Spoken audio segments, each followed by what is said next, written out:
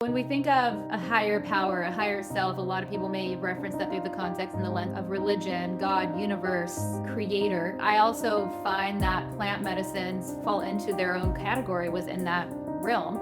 Some people really react to low doses with actually heightened states of anxiety. It's we never want to be putting something in our system that's sending us in the wrong direction. One day of fasting is amazing, right? But if you go to 3 to 5 days, it's exceptional. The main area of microdosing is it's consistent. It's not a one time and that's it. The three main medicines to microdose with: psilocybin mushrooms, LSD, which is like a semi-synthetic. Integration is a way of living. It's a way of being. If we reference it through the context of working with psychedelics, a high dose, or even with microdosing, is you're coming into the experience with something that you're wanting to receive. If the psychedelics disappeared completely tomorrow, just off the face of the earth, what practices would you tell everyone to do instead? This is Willpower. Let's do this. Tiffany Hurd is here from Golden Rule, sweet dear friend, the woman I keep trying to chase down to San Diego and can never get there. And every so often we get the beautiful opportunity to cross paths, and I'm so glad we're crossing paths today on the show. Thank you for being here. So excited to be here. Very grateful and to be in your presence. Thank you, thank you, thank you for having me. Excited for this conversation. Yeah, so we're here to talk about a topic that continues to unfold on this show in the realm of psychedelics and transformational work. And I really wanted to open the show with you by getting a little bit of a peek behind the curtain on your life and how you got here, and really ask you the question about any sort of challenges or traumas that you've had to navigate in your life, and the way that those things may have inspired you to land with the work that you're doing now. What comes to mind initially is like starting this conversation from a place of childhood upbringing, because there was a lot of trauma, and not to get like deep into every single specific experience, because obviously there's many, as there are for all of us. I grew up with a single mother. I never met my father. He was in and out of prison. And my mother at a young age was using and selling, and that was really to make a living for us. And so I grew up in a household where that was constantly just coming in and coming out. I'd come home from school. Our home was being raided. My mother was being taken away in handcuffs. And it was a lot to navigate at age 6 to 12. That was the time frame. And I too started using drugs at a young age before 12. And you can imagine the impact that that had, while also needing to take responsibility at a young age and just live from a state of constant survival. And so that's the trajectory of where I can track back to where my life began with the trauma that I started to recognize at that time. And so I ended up, long story short, I ended up moving in with my uncle at age 12 with my older brother. And then I started playing basketball, kind of went into that trajectory of my life. That reset the stage of where I was going, and it provided a lot of security and safety. But I also was still using drugs and drinking and partying, and just brought that lifestyle with me. And so I ended up getting lovingly kicked out of my uncle's when I turned 18. And I ended up living with an unofficial adoptive family because I was already 18. And I was still playing basketball. I ended up getting a full ride to go play at Providence Division I. But those experiences from childhood were very much so still with me. And so I go away to college, I'm playing basketball, life's amazing, things are great. I graduate and all my things are starting to come up. It almost was like basketball was that outlet for me, where I didn't feel like I needed to go into things, because I honestly didn't really know how to. I didn't really know what was even coming up for me. And so I started to feel things, and life things started happening, careers and relationships and all the big things that when you're in a state of impact or triggers or things are affecting you, all of a sudden you're feeling the weight and the emotional responses to those things. And so I didn't have the tools at the time. So I ended up getting into personal development. I was in therapy. I was in emotional intelligence programs and just doing the work. And it was incredible. And I was doing so much healing and so many realizations of things from my childhood. And I knew that I was making such great progress, but I wasn't getting to the root of deeper layers of things. And so I started to hear about psychedelics. This was over 10 years ago. And I was on medication. I was on Lexapro and Adderall for 6 years. I was in the healthcare industry in corporate roles, eventually climbed my way up to executive positions in sales and strategy and business development. And it almost was like I woke up one day and realized how burnt out I was in that career. And while I was successful, I was exhausted and had all these things coming up at the same time. And the medications were numbing a lot of it out and also helping me feel more grounded and easing the anxiety, but also alleviated and eliminated the emotional aspect of like the truth of my essence. And so going back to when I started hearing about psychedelics, I had access, I did some research, and 10 years ago, nothing was mainstream like it is today. And so I ended up putting myself on a protocol with psilocybin. And I said, you know what? Let me just see if I can taper off these medications with microdosing with psilocybin. Within 3 months, I did. I tapered off completely, both of them.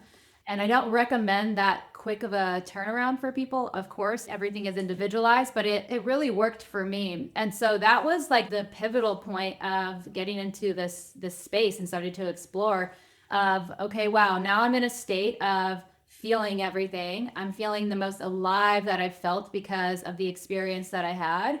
And I was looking to shift careers anyway. And so I started to build a psychedelic business or a microdosing business where I was coaching and teaching people how to work with, it started with psilocybin. And I stayed in corporate and I started building this business on the side. And then eventually left, went full time into it, started to facilitate, started to bridge my business with psychedelics and advising for companies. And it just kept on going. But that's really like how it started for me. And so much of that journey and the work with psychedelics has completely changed the trajectory of my life and a lot of the healing that I was able to do and continue to do from childhood.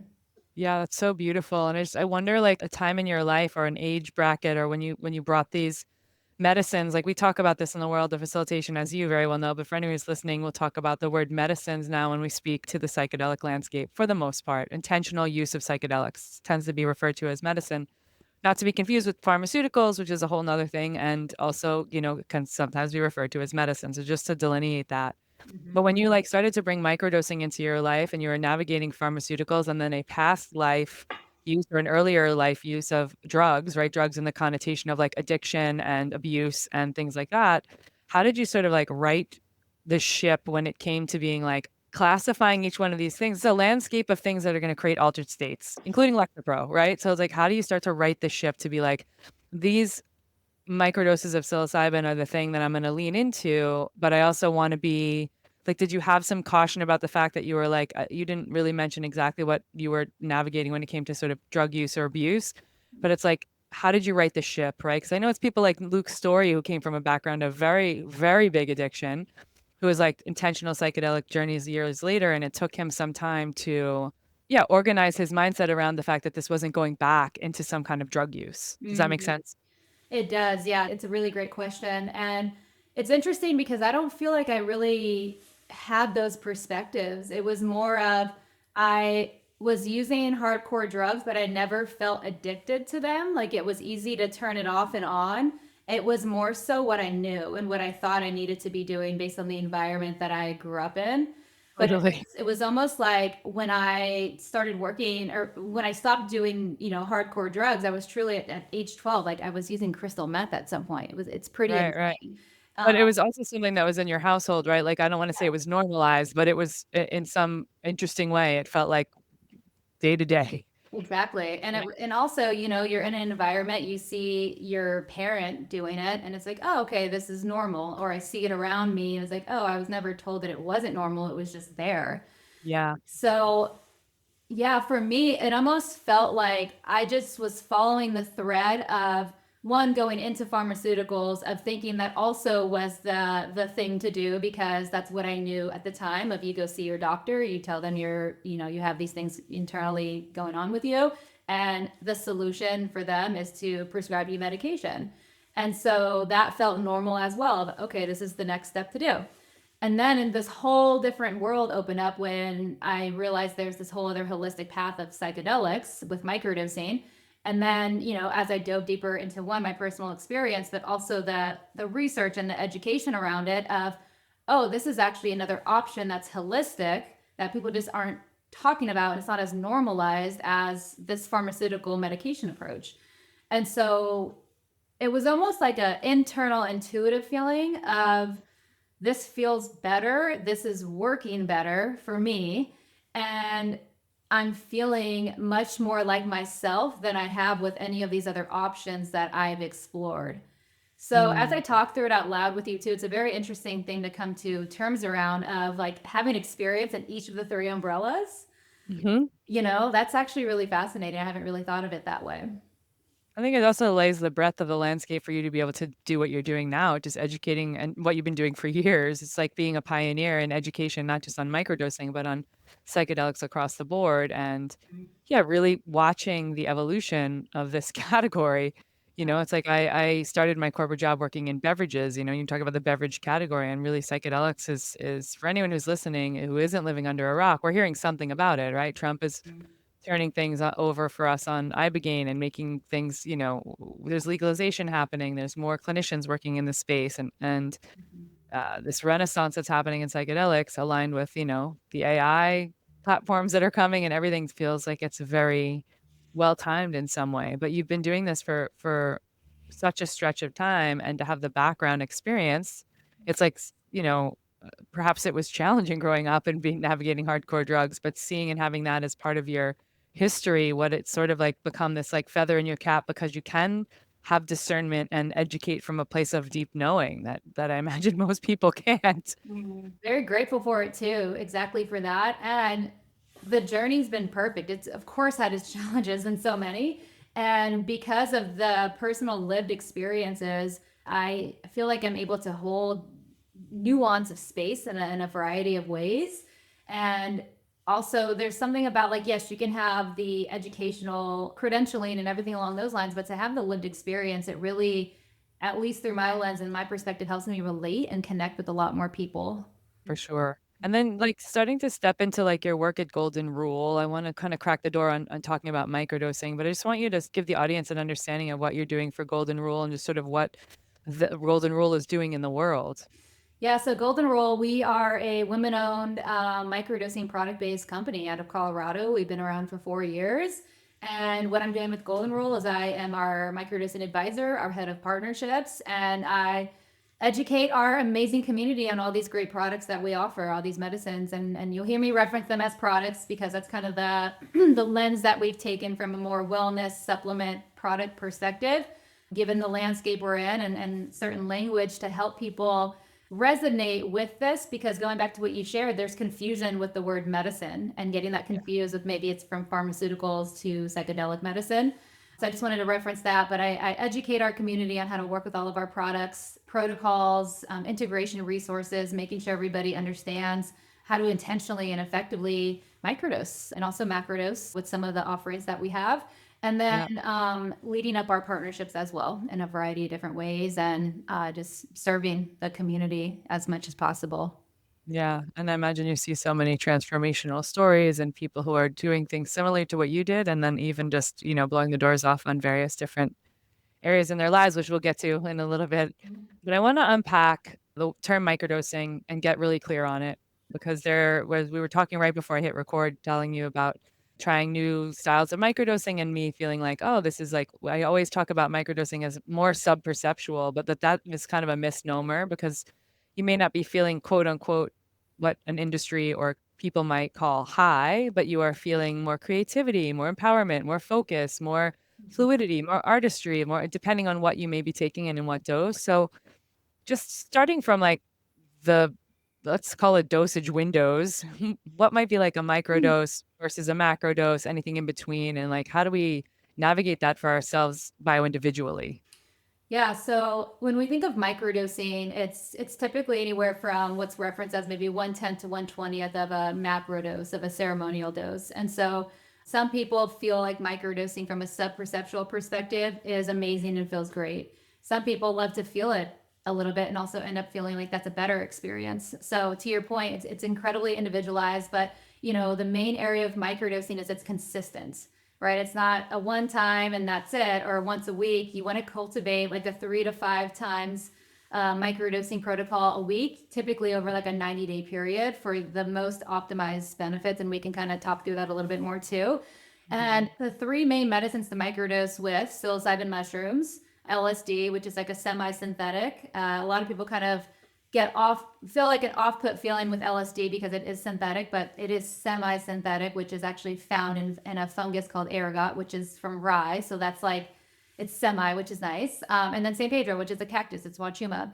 And so each of those three medicines have different dosing scales to them and different effects. And so with psilocybin, typically we'll see anywhere from 50 milligrams up to, 400 milligrams. Again, that's very open. It's very individualized. Some people, even who are overly sensitive, may do even less than that. With LSD, we're seeing anywhere from typically like 5 micrograms to 30 micrograms. And then San Pedro, about 500 milligrams to maybe about 1,500 milligrams. And so it's subtle, you're coming into it with clear intentions, clear goals, you're setting clear objectives, you're bringing in practices, modalities, breath work, ice bath, sauna, like things to optimize the practice, things to regulate your nervous system. Because even though we're working with such low doses, and you may think like, oh, I'm going to have this huge experience with the macrodose, microdosing still brings things up. In fact, it really brings things up. And for many of us, sometimes our nervous systems need more gentle and need more of a subtle approach. And that makes us feel more grounded and safe to actually explore those deeper parts that might want to come up. And so there's a lot of different approaches to take with it, but the consistency is what you really, really want to follow with microdosing. Yeah, that sounds so important for sure. Sometimes when we're working in containers where people are doing like high or higher or macro or ceremonial doses, it can be like if it's not a person or a facilitator is not doing the set and setting right, or if someone's not being cared for in the space, it could potentially be re-traumatizing or just so much extra that someone's like, I'm shutting down or I'm defaulting to this nervous system state of like freeze or disassociation or something that's like actually not turning the knob, right? Whereas like if there's something that you can step in or scaffold your way into saying, okay, I'm journaling every day after my microdose either kicks in or like I have a journal practice around it and I'm doing like 15 or 20 minutes and then things start to come out in those pages. I know not everybody journals. Sometimes I write myself a lot of emails, but it's like finding the way that those things start to come out and like where you can speak your truth and maybe just taking a peek in into the closet of all the things in your life that you want to unpack versus just like hitting yourself over the head with a hammer. Again, both have their strategy, but I imagine for even more sensitive people, even more sensitive topics, microdosing is just like a beautiful way to start. I would agree. No. It's nice to have the variety, like San Pedro's known to be like the most gentle, and that's a beautiful place to start. And, while psilocybin, LSD, San Pedro are main ones, ibogaine coming into the picture, and amanita's coming into the picture. Some people are microdosing, with ketamine, but these are the three that have the most, I don't want to say the most research, but the most open and receptivity with where we are in the landscape today in a lot of ways. Yeah, and I would say traction too from the past, like from the Right. 60s and onward, and think people sort of playing with those medicines in a different way. I think there definitely are medicines out there that are like maybe not really meant to be microdosed as much in some way because it's just like when we talk about the landscape of MDMA or MDA, there's a notion that some people really react to low doses with like actually heightened states of anxiety. It's like we never want to be putting something in our system that's sending us in the wrong direction. Yeah, so I just think unpacking those three and yeah, I want to specifically talk about psilocybin first, just to kind of get people to understand about that medicine specifically, and maybe you can just mention about like what a strain is of it and where people might be like, deciding to start on a weekend, start on a weekday. You said 3 to 5 times a week. Is there something that you're feeling like with psilocybin is like the golden tea? I would say psilocybin, the most subtle strains are going to be the golden teacher, Hmm. the hillbilly, the Avery, and then the Yeti strain, those start to go into like a little bit more of a potent experience. But yeah, a great place to start. Golden teacher is always like going to be the most, grounding, subtle. 50 milligrams, for example, is like a great place to start. See how that feels. Have an open day. You can totally start during the week on a day where maybe you don't have a ton of meetings, you have some space that's open, and you can maybe take it in the morning, take it with food, take it with water, and see how that feels for you. And you may feel nothing at all. You may feel some subtleties to it, but that's going to give you an idea of what does it feel like to receive this substance, this medicine that I'm putting into my body. And then you can decide, okay, if you feel nothing at all, maybe the next microdosing day you increase to a capsule and a half, as an example. And you kind of play around with a few different dosing levels to see like what feels best for me when I'm creative, what feels best for me when I'm out in nature going on a walk, because the effects can come on at different times with different experiences. And so I would say that's a great place to start. And then once you kind of have that dose that feels really good, and again, very subtle, create the consistency of it 3 to 5 times a week. In a perfect microdosing day, you'd wake up, you'd do some journaling, some meditating, you'd set your intentions, but not everybody has the capacity and the space to do that.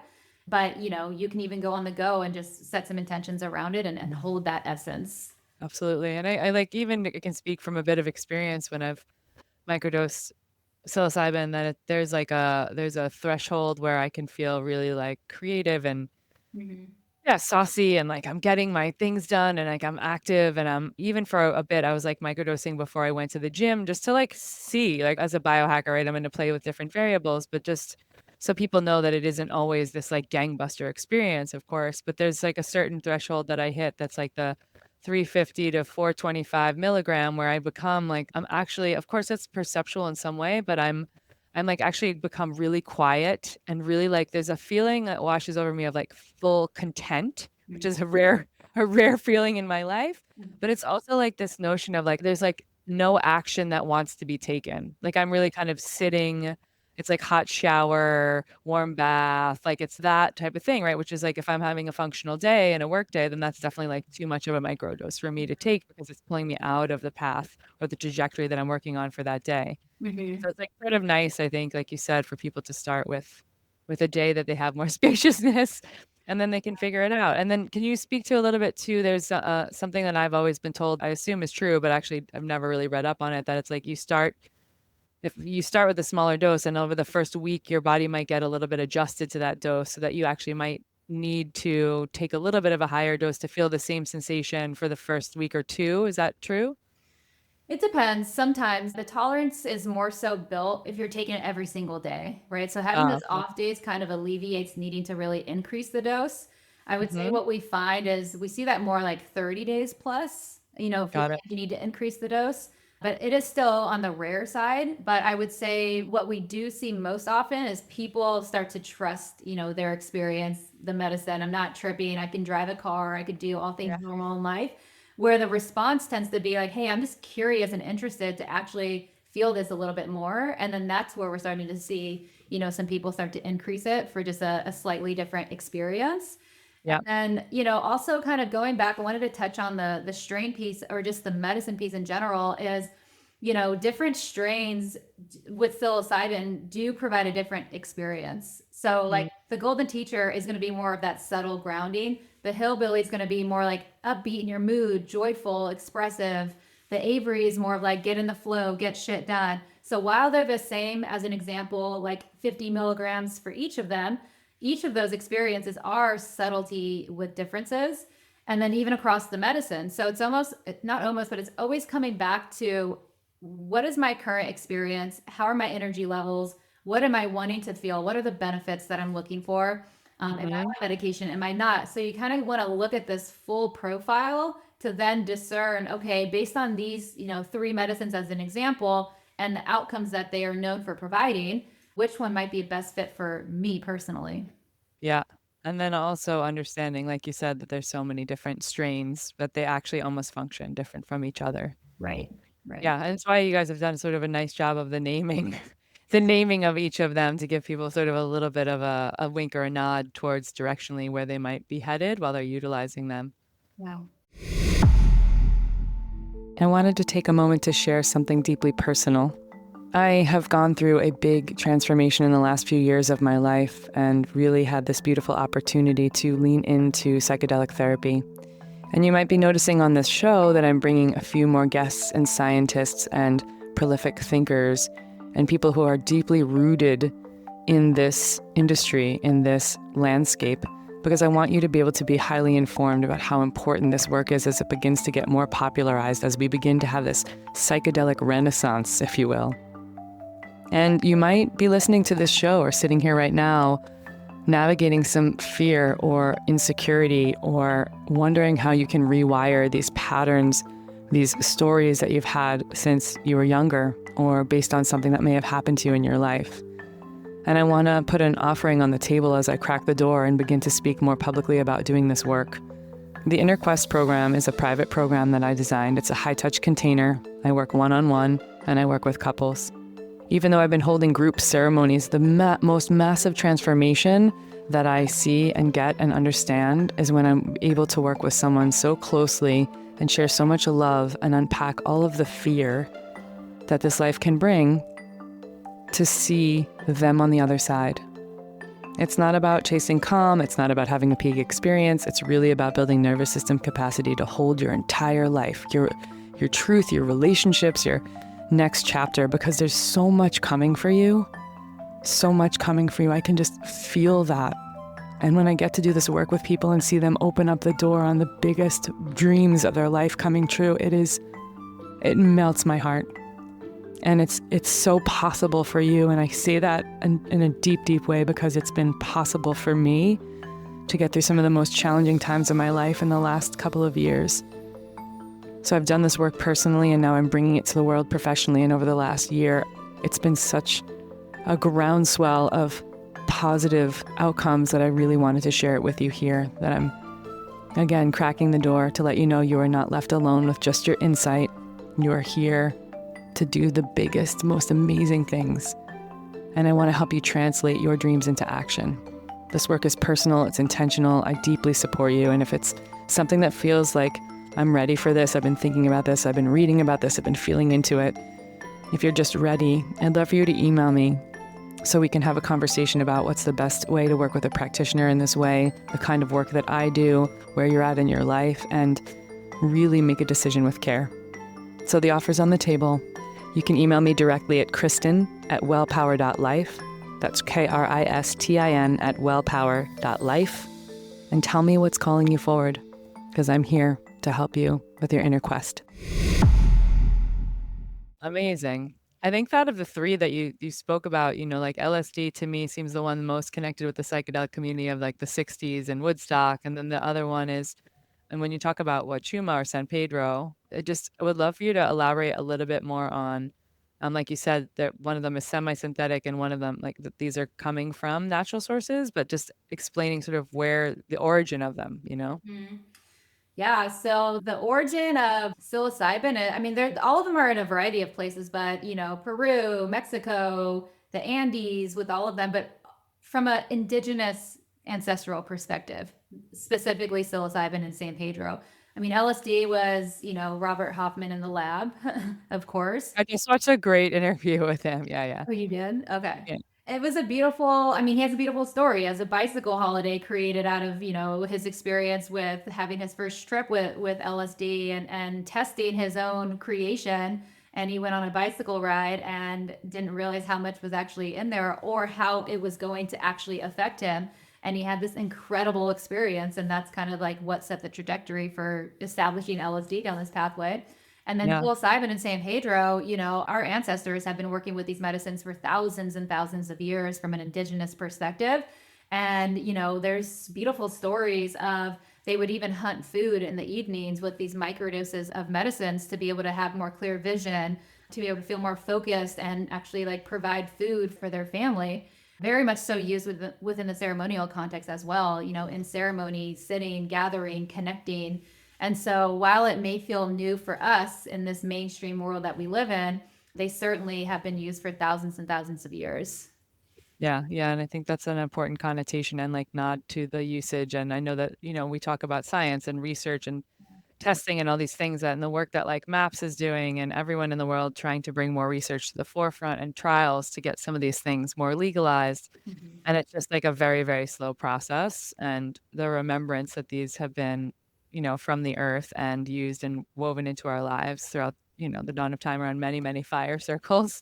Yeah, sort of like even when you talk about something like cacao ceremonies, right? Those things have been done for years and years and years. And then we had, I don't know how many years, 20 or 30 years where the cacao was sort of hiding in our cabinets or cupboards as like Hershey's bars, right? Which is like how thankful that we had this like shitty stuff all like layered back into it. And then, people have sort of come back around to sort of the purest nature of what chocolate or cacao as it was meant to be used. And there's like some reverence in that, there's some understanding that like Golden Rule, is going to put it in a beautiful bottle and name the things and organize it so that you feel safe to use it as a consumer and you can understand it better and it's not such a mystery. And also that it has like these threads to thousands of years of lineage. The duality of respecting all approaches, right? It's like honoring the tradition and knowing that it's been passed to us to continue to steward it forward in a very, intentional way, and honoring the tradition and keeping it weaved within it.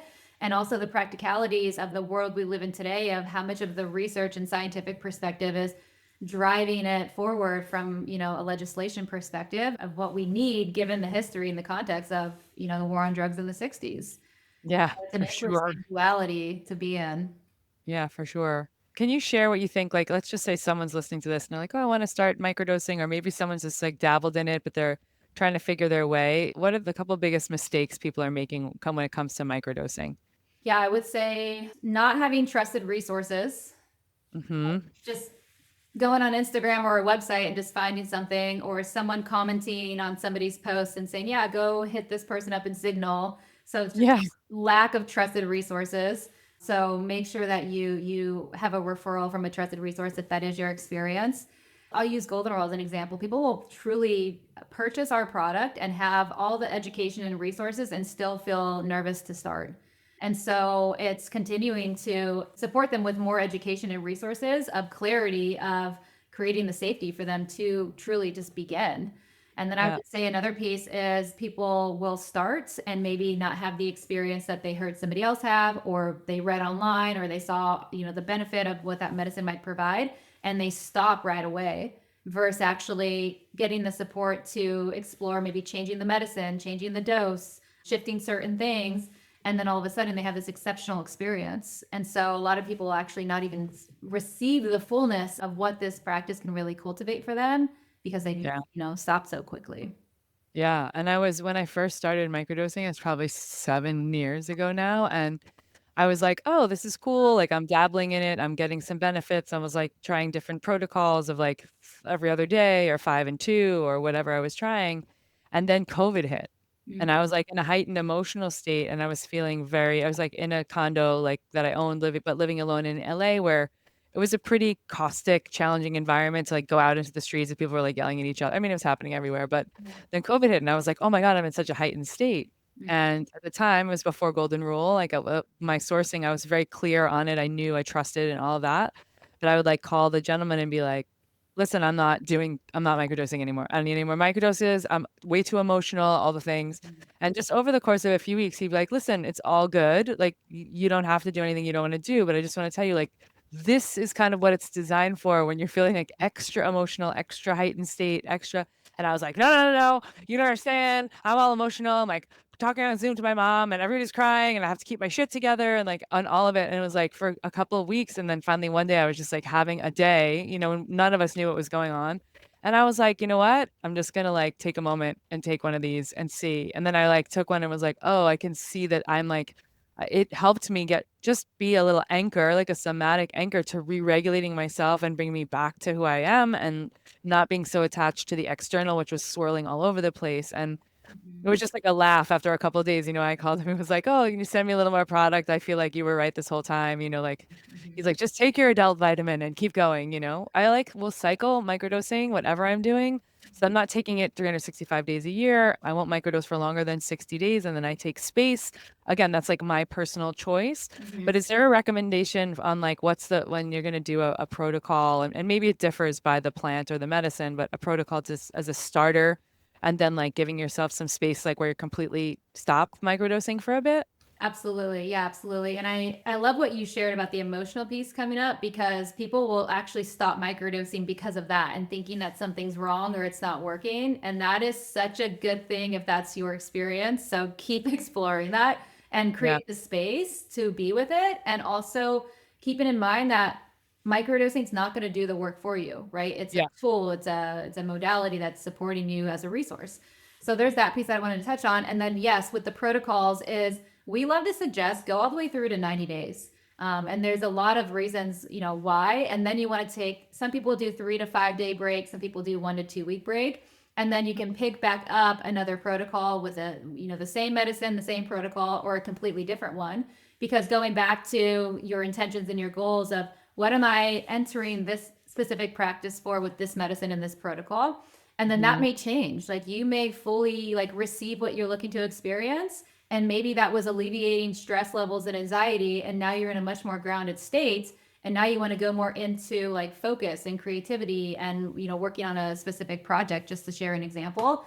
But Yeah. because of what's happening in the body and the brain with the science and the neural pathways and the neuroplasticity and the regions of the brain communicating, that doesn't just happen with 1 week of microdosing, right? It's starting to recalibrate the body and the nervous system. But for those like dendrites to fully start to form and for that to be elongated throughout, the 90-day over time is significant with 30 to 90. The way I like to think of it too is like think of fasting, right? I know you're big on fasting. Is 1 day of fasting is amazing, right? But if you go to 3 to 5 days, it's exceptional.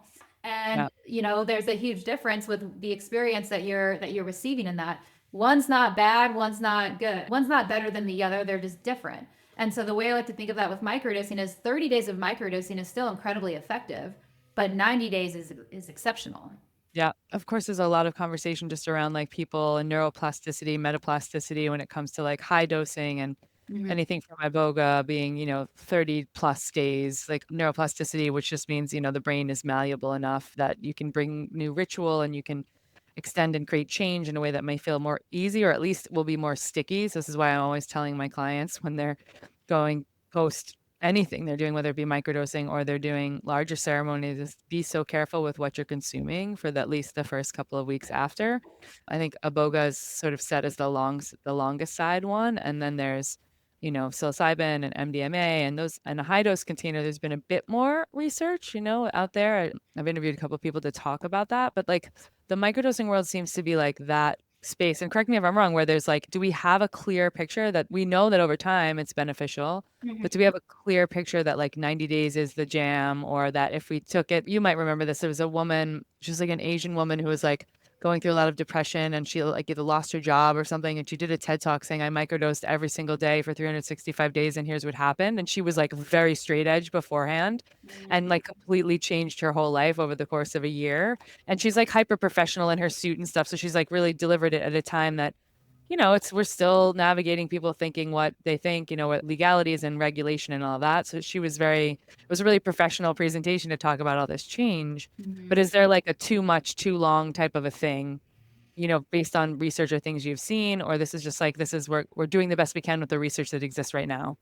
It's kind of doing the best with the research that we have right now. And there is research on microdosing, not nearly as much as there is with the higher dose. And reasons for that is because researchers are able to gather such a bigger response with the higher dose, much Yeah. more information, much more traction that can solidify, progress that's moving forward.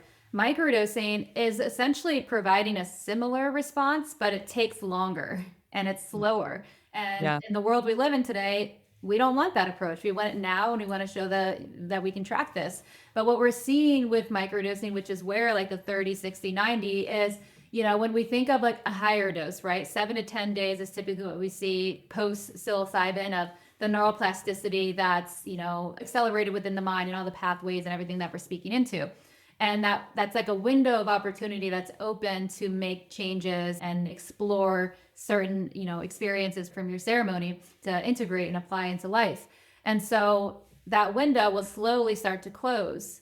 What we're seeing with microdosing is if we utilize it through the lens of integration, just as one example, is it elongates the neuroplasticity. And so Mm. it's the same thing where if you're just microdosing and it's without the ceremony, it's elongating it slowly and over time that actually keeps it more consistent because of the repetition that's happening versus one time. It's Mhm. 3 to 5 times over the week, and it's activating the serotonin receptor pathways. It's encouraging the brain to actually build new neural connections versus having this big experience and having them activated and communicated. It's more so how do we install them? How do we Mhm. actually create them as new patterns, new behavioral beliefs? And with that comes the consistency of it over time, which is quite fascinating. Unfortunately, there's just not enough research that's showing and backing that. Yeah. But there is a little bit, which is exciting. The research that you are out in the world doing, which is educating people and then getting in the feedback loop over and over and over and over again for thousands of people is also like very valid. It's like the practical application because the science is always changing. And as we know, it always catches up or it catches up in different ways over the years. And sometimes we change the protocols we're doing, but like it's not just an N of one, it's N of thousands of people that are trying these products and having these conversations with you and Mhm. that you're guiding as we're talking about the neural pathways being more able to be fermented with new ideas and items and ritual and change. Is there a stance that you take either at Golden Rule or yourself around integration or ways that you feel like are highly supportive or just explaining what integration could feel like or should be? I hate to use should, but for people who are experimenting with these microdoses? Integration is not, it's not separate from you. Like integration is a way of living, it's a way of being. And it's the way I love to reference it is, if we reference it through the context of working with psychedelics, a high dose, or even with microdosing, is you're coming into the experience with something that you're wanting to receive, something that you're wanting to let go of, feel more of, certain goals and intentions and objectives, like I shared before. And so you're bringing that into that experience. As you start to work with these medicines, microdosing or macrodosing, things are going to start to come to the surface. New awarenesses, new insights, looking at things differently, maybe having different responses that are more grounded versus activating or triggered.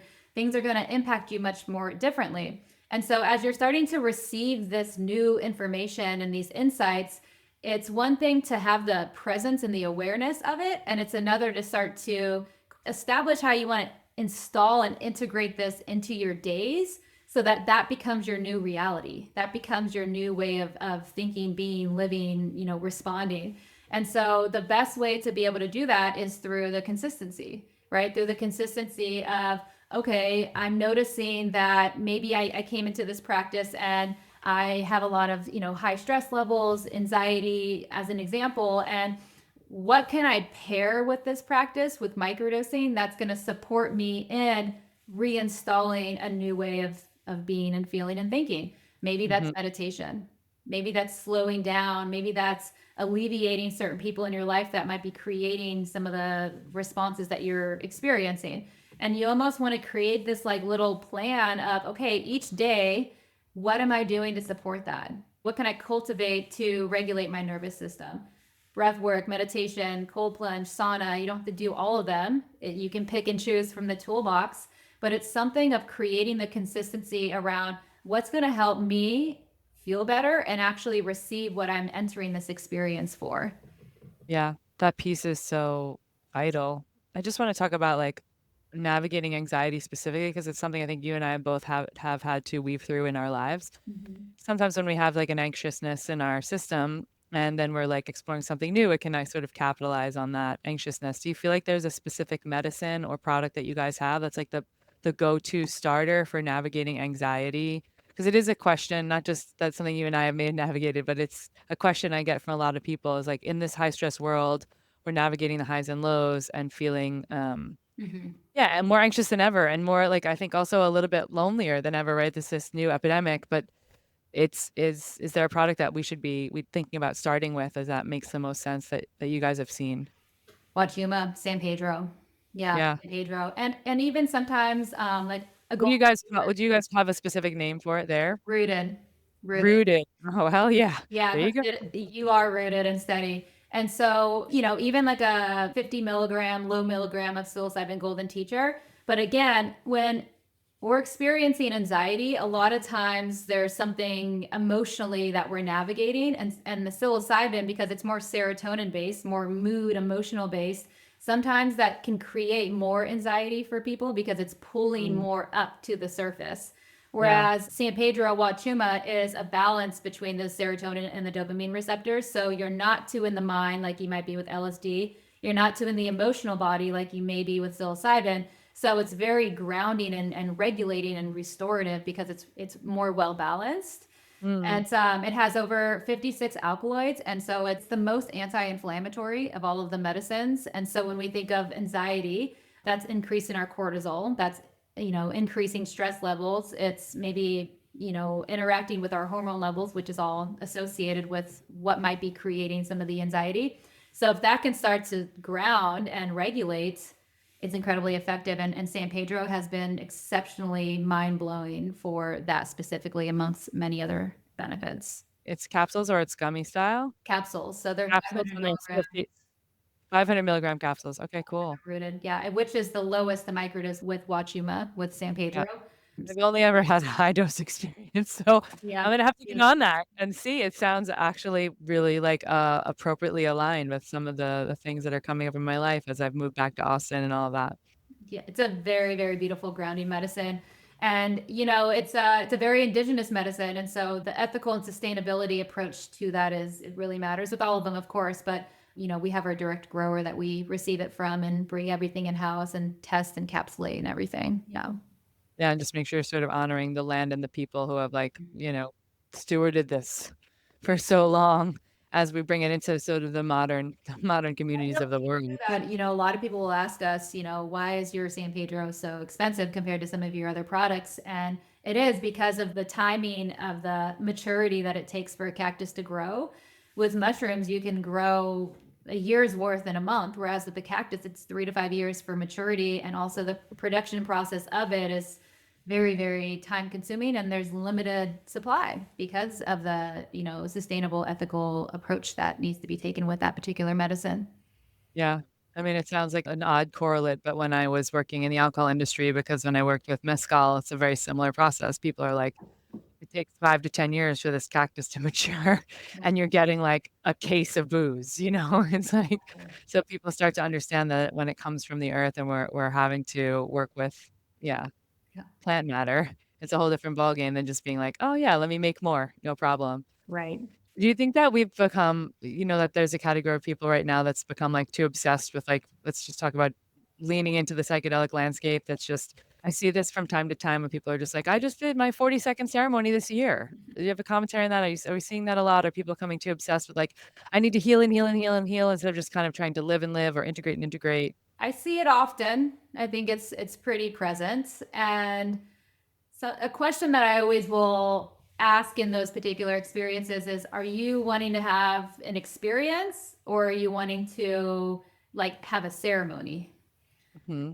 Because you can go back and back and back, but it circles all the way back to integration. Is what are you actually going into the experience for? And are you cultivating what you have seen and witnessed and received from those higher journeys into your life? Or are you not actually applying and just going back and chasing the experience of the parts of, a ceremony that feel very blissful and euphoric? And, you come out of it most of the time feeling, very inspired in a lot of ways, not always, but most of the time. And a lot of people like chase that feeling, and it's not from an addictive perspective, because the research is showing that it's not this addictive modality in medicine. But I think as humans, we can sort of get into this bypass approach of wanting to just feel the feel good without actually taking the responsibility to apply the work. And so I think there's a lot of different approaches we can go into with that, but it's like, is there a respect for the medicine that you're sitting with? And a lot of the respect is, preparing and going into it, but also what you're receiving and the knowledge that the intelligence of the plants are providing to you. Are you taking that and circulating that back into humanity from a responsibility perspective of a lot of the reasons of why we're working with these medicines is to become better and improve and contribute in ways that are serving. More people and more facilitators are stepping into intentional psychedelic journeys and peak experiences for healing, growth, and reset right now. But there's still been no clear standard for supporting the body through these experiences. That's why Vessel was created. The founders saw the gap: no trusted, science-backed supplement protocol to prepare the body before a journey, supported during, and help it recover and integrate afterward. So they built Lovestack, a 3-phase system designed for the full arc of the journey. And this isn't theory. In under a year, 700 real users in real-world journeys, 95% reported more stable mood afterward, and it's grown entirely through word of mouth. I probably imagine this is one of the first ads you'll have ever heard for it. Facilitators, practitioners, therapeutic users, intentional users are recommending it to each other because it works. This is a supplement protocol that spans the course of 3 or 4 days. It's not about intensity, it is about doing the journey well. If you value preparation, integration, and real support, go check it out at myvessel.co. See what it's all about, because every journey needs a co-pilot. Can you open the door on that a little bit, that expression? Because I know what you mean, but when you talk about the intelligence of the plants, for anyone who's like not done any microdosing or hasn't done and been in journey spaces or ceremony or higher dose or even just recreationally played with this, which I think is a very different feeling and sensation when you talk about when we use this term intelligence of the plants. But can you expound upon that? So when we think of a higher power, a higher self, a lot of people may reference that through the context and the lens of religion, God, universe, creator. I also find that plant medicines fall into their own category within that realm of helping you go beyond the human self and access these deeper parts of reality, of the bigness of what exists that maybe we can't always access down here. I say that lightly because many can access through breath work, many can access through meditation. Like we have the capability to access that thread, but it does feel like this different access point of, breaking it down more simple is the day-to-day stress and the day-to-day obstacles of things that feel so big to us.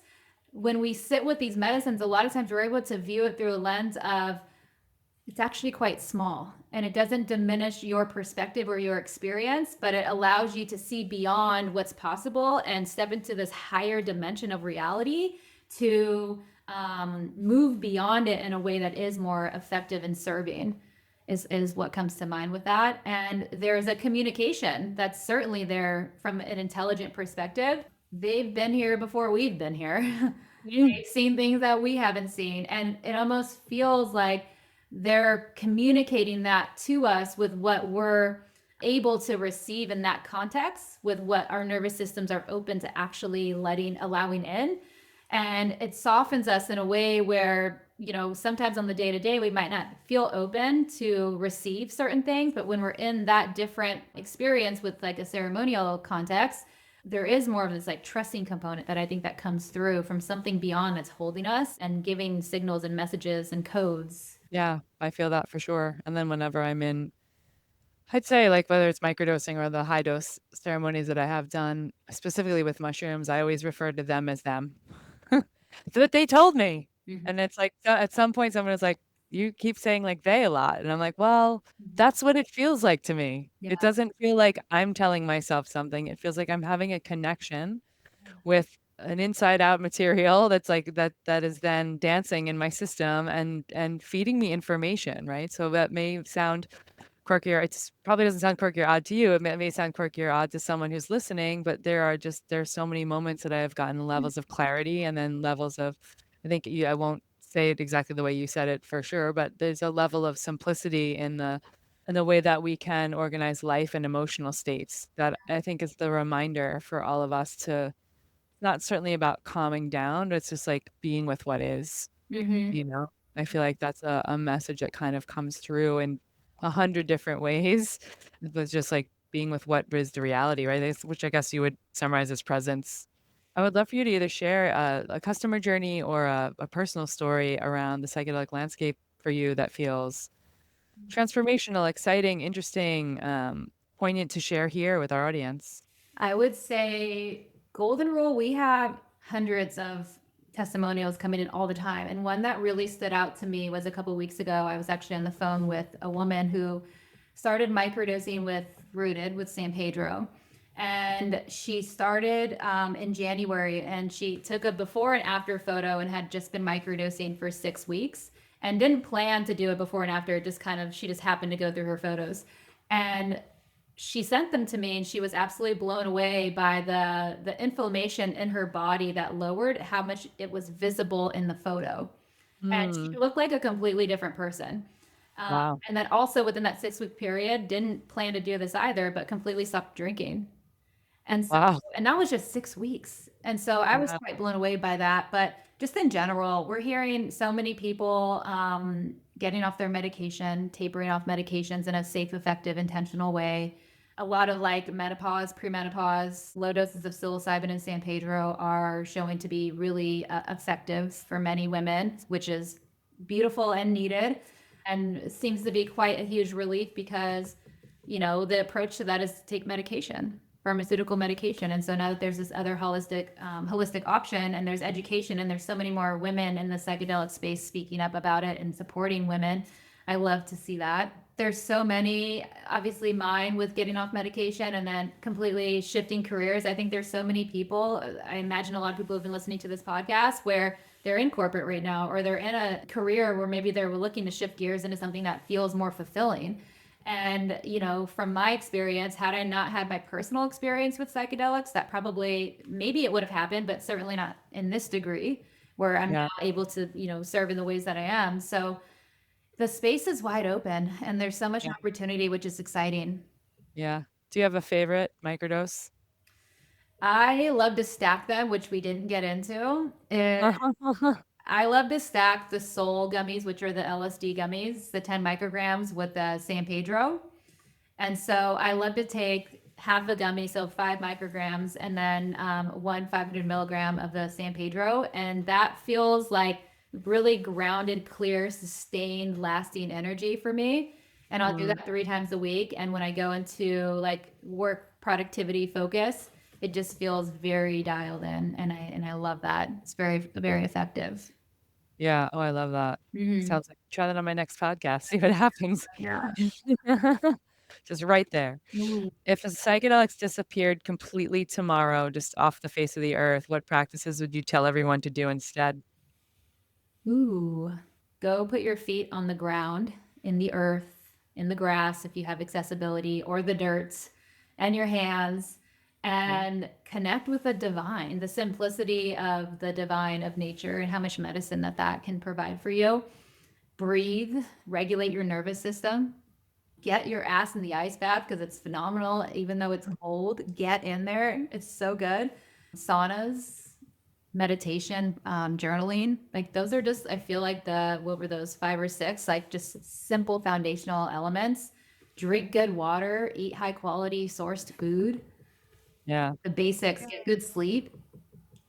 Yeah, absolutely. Yeah, I agree with all of those. And I think that there's medicine, and a lot of those practices you talk about too is about cultivating stillness, and I think I'm guilty as charged. It's like one of the more challenging practices, even with a breathwork practice, even with meditation, even in cold. I know that when I can't find any other time in the day, if I throw myself in ice water, I'm like, okay, I'm going to get 3 to 5 minutes where I'm super present and mostly still.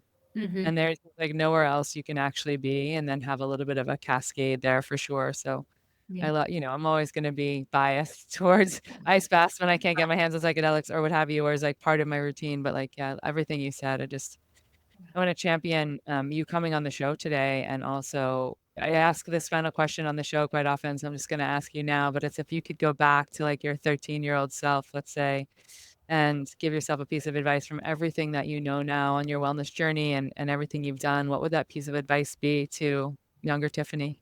I would say trust that it's all going to work out, trust the timing, trust all the journeys and all the different people that you're living with and all these different households that you're under.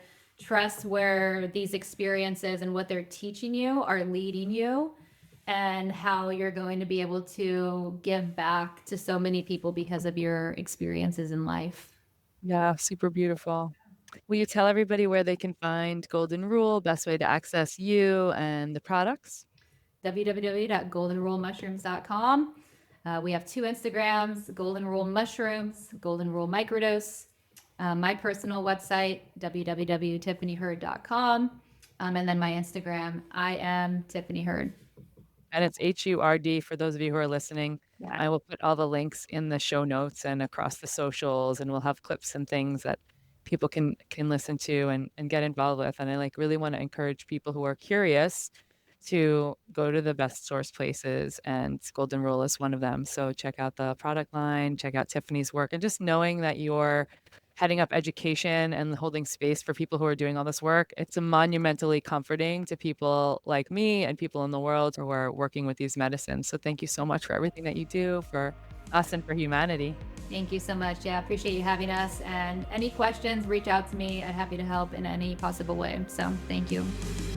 Yes, thank you for joining us here on Well Power. You can submit questions, learn more, shop incredible brands, and connect with me at wellpower.life or follow me on social at biohacking.breath.cold. From comfort to courage, friends, we're doing it. Any foul language you hear is not approved by my mother.